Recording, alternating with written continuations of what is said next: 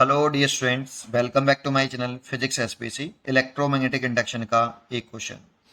A small square loop of wire side a L is placed inside a large square loop of wire side capital L, और capital L is greater than small L. Both loops are coplanar and their center are coincides at a point O as on the figure.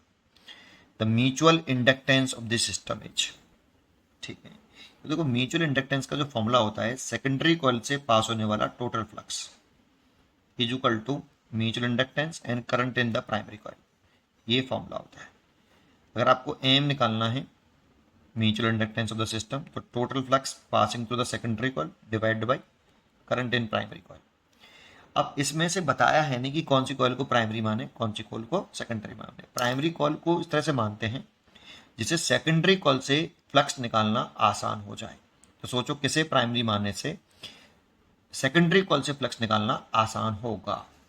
तो primary coil अगर हम इसको मान लें, बड़े loop को, तो सेकेंडरी कॉइल इसे मान लें, तो फ्लक्स इसके कारण इससे फ्लक्स निकालना आसान हो जाएगा। तो करंट ऐसे फ्लो करा लेते हैं बेटा। प्राइमरी कॉइल में करंट लेट कर ली मैंने आईपी, ठीक है ना। म्यूचुअल इंडक्टेंस तो इस फाई एस टी से और आईपी से इंडिपेंडेंट होता है। वो तो केवल शेप और size, orientation, separations, number of turns per depend करता है। ये तो कांस्टेंट टर्म है, एम फाई एस टी और आईपी पर डिपेंड नहीं करता है, ठीक है। इसीलिए प्राइमरी सेकेंडरी किसी को भी मान सकते हैं, वो चेक करना पड़ता है, जिसे आसानों से मान लेते हैं। चलिए, इसको मैंने प्राइमरी मान लिया है ऐसे। अब सेकेंडरी कॉइल से फ्लक्स निकालना है अगर हमें, तो सेकेंडरी कॉइल का से फ्लक्स निकालना है तो into magnetic field secondary coil का एरिया, एक टन से निकालना है। अगर टोटल फ्लक्स निकालना है तो एक टन से मान लो ये इंटू कॉस थीटा। तो टोटल फ्लक्स निकालना है सेकेंडरी कॉइल से, तो उसमें नंबर ऑफ टन्स अगर हों तो है नहीं, तो इसीलिए यही टोटल होगा। तो यही टोटल हो गया बेटा। टन तो एक ही दे रखा है यहाँ पे, बी ए कॉस थीटा। तो पहले बी किसके कारण होगा? प्राइमरी लूप के कारण। प्राइमरी लूप के कारण सेंटर पर मेडिफिल निकालो। तो हमें सबसे पहले प्राइमरी लूप की वजह से सेंटर पर मेडिफिल निकालना पड़ेगा। इसके लिए हमें फॉर्मूला आना चाहिए। फाइनाइट करंट कैरिंग लूप हो, उसके के कारण इस वाले पॉइंट पर मेडिफिल पूछ रहा हो, तो बी इज इक्वल टू होता है म्यू नॉट अपॉन 4 पाई आई, और परपेंडिकुलर सेपरेशन बेटा इस वाले पॉइंट पर निकाल लें, तो perpendicular separation from the wire I upon R, perpendicular separation आएगी into sine theta one plus sine theta two. Theta one theta two कौन से? जिस इस वाले पॉइंट पे निकालना है जैसे मेडिफिल, यहाँ से इसको मिला लो और इस दूसरे एंड को भी मिला लो, तो इस परपेंडुलर से एंगल होता है बेटा ये ऐसे। और सेंस ऑफ रोटेशन दोनों एंगलों के अलग अलग होते हैं, ये भी ध्यान रखने वाली बात है। इतना फॉर्मूला होता है। थीटा वन थीटा टू के नेम पर ध्यान रखो, आर के नेम पर कर लो। अब इसमें नाम डाल दो, जैसे पी क्यू आर एस, और सेंटर ओ पर मेडिफिल निकाल लें ड्यू टू वायर। इसमें 4 फाइनाइट स्टेट वायर है, तो पहले एक एक करके निकाल लेते हैं। वायर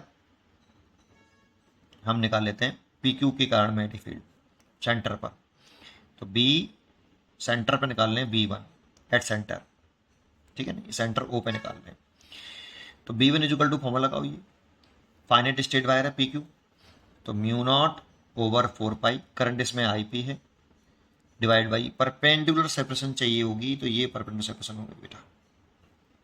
और ये परपेंडिकुलर सेपरेशन है क्योंकि ये स्क्वायर है, तो ये जो साइड होगी वो L/2 होगी, क्योंकि ये टोटल लेंथ L है, तो इसलिए परपेंडिकुलर सेपरेशन L/2 हो गया।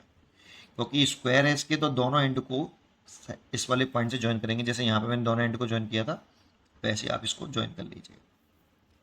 और परपेंडिकुलर से एंगल बनाते हैं, ये वाला एंगल हो गया एक, और एक सेंस ऑफ रोटेशन ये हो गया, तो इसीलिए ये 45 डिग्री होगा और ये भी 45 डिग्री। स्क्वायर के डायगोनल 90 डिग्री पर टच करते हैं, तो बाइसेक्ट कर देगा, ये वाली साइड इसको बाइसेक्ट करेगी, तो sine 45 plus sine 45 that means 2 sine 45, है ना।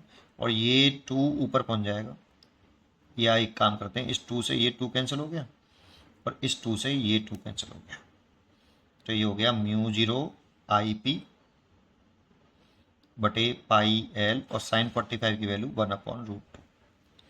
ये इस वायर की इसे मेडिफिल निकला सेंटर पर, डायरेक्शन निकाल लो, तो राइट हैंड पाम रूल से निकाल लो। करंट की डायरेक्शन में finger thumb, finger toward the points, palm के परपेंडिकुलर आउटवर्ड डायरेक्शन में मेडिफिल, तो मेडिफिल की डायरेक्शन अपवर्ड आ गई। अब इस वाले लूप की इस वाले वायर की से भी निकालोगे ना तो सिमेट्री बिल्कुल सेम होगी।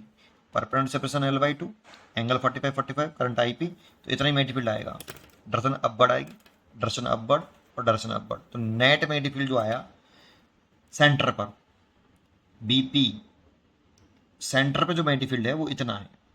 BP कितना, BP जो होगा टोटल मैग्नेटिक फील्ड जो होगा सेंटर पर ड्यू टू प्राइमरी कॉइल, वो 4B1 हो जाएगा। That means mu naught IP 4/√2πL, इतना टोटल मैग्नेटिक फील्ड हो गया। अब बात आती है कि सेकेंडरी कॉइल से फ्लक्स निकालना है, तो देखो ये जो मैग्नेटिक फील्ड है वो सेंटर पर है बेटा, ये वाला, और हम ये मान के चलेंगे कि ये जो मैग्नेटिक फील्ड है वो इस स्क्वायर लूप में यूनिफॉर्मली डिस्ट्रीब्यूट है। सर ऐसे कैसे मान लेंगे, वो तो सेंटर पर मैग्नेटिक फील्ड है, क्योंकि यहां पर कैपिटल एल बहुत बड़ा है स्मॉल एल से, तो स्मॉल एल बहुत छोटा है और इतना छोटा है कि हम ये मान सकते हैं कि जो सेंटर पर मैग्नेटिक फील्ड है वो इस स्क्वायर लूप में, छोटे स्क्वायर लूप में यूनिफॉर्मली डिस्ट्रीब्यूटेड है। इसीलिए ये लाइन देना बहुत जरूरी है, ठीक है, नहीं थोड़ा सा गलत हो जाएगा। तो ये जो मैग्नेटिक फील्ड निकला ना सेंटर पर, वो पूरे एरिया में स्क्वायर लूप में यूनिफॉर्मली डिस्ट्रीब्यूट एज्यूम करके चलेंगे। तो एरिया फ्लक्स सेकेंडरी कॉइल से निकाल लें तो इसी से मैग्नेटिक फील्ड लिंक कर रहा है, तो एरिया लिखें तो साइड का स्क्वायर, स्क्वायर का क्या होता है साइड का स्क्वायर, तो एल का स्क्वायर, और एंगल 0 डिग्री, क्योंकि एरिया की डायरेक्शन प्लेन के परपेंडिकुलर आउटवर्ड और मैग्नेटिक फील्ड डायरेक्शन भी प्लेन के परपेंडिकुलर आउटवर्ड, तो बी और एरिया की डायरेक्शन के बीच में एंगल 0 डिग्री, तो 0, और बीपी की वैल्यू इतनी, तो 4μ0IP/√2πL cos 0 इतना फ्लक्स आ गया। और सेकेंडरी लूप से फ्लक्स निकल आया तो इसकी वैल्यू पुट कर दो MIP, तो इसकी वैल्यू MIP, IP से तो IP कैंसिल हो गया, M निकले आएगा। इसको इसे काट दो, तो ये 4 को लिख सकते हैं हम 2 × 2 डिवाइड बाई √2, इसे काटेंगे तो ये 2√2 μ0 capital L small L square divide by pi capital L, ये म्यूचुअल इंडक्टेंस आया। चेक कर लेते हैं, 2√2 μ0 कैपिटल L स्क्वायर, तो ये गलत है, 2√2 μ0 capital L square small L square divide by pi L, C choice is correct, है ना, √2 μ0 small L square divide by pi L, C is correct. पढ़ते रहिए और खुश रहिए।